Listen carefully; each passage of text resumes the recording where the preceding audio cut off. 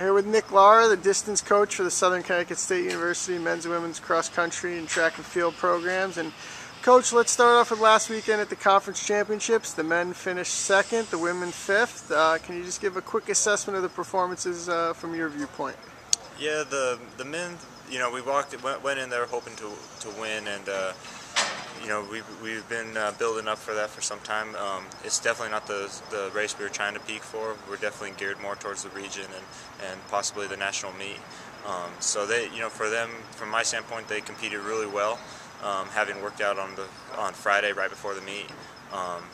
But they ran well. They packed it up, and we found a little bit of weakness in our fifth man. But hopefully we can get that thing ironed out before the region. And then on the women's side, the women have come a long ways. To start the year, we started out dead last in some meets, and we've worked our way up slowly but surely. And it seems like they're going to be rounding up into good form coming into the regional meet.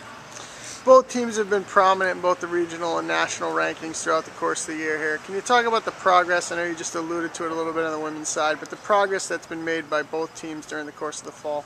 Yeah, the men on the men's side, they've been working real hard. So they put in a lot of work over the summertime, by themselves and throughout the course of the beginning of the year.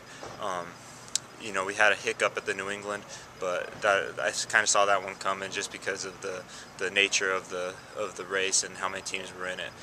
But as far as that's concerned, they've been progressing real well, and I think coming into the regional meet they'll be top form.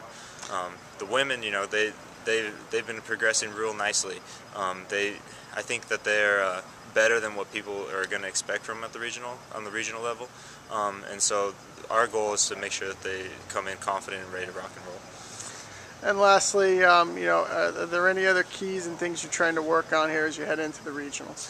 Well, it's about that time of the year where they've been logging so many miles. They've been, some of the guys and some of the women have been running in upwards of 80 or 90 miles a week, and so now it's time to just start resting up and trying to get ready for one more big race. All right, thanks, Nick. No problem. Thank you.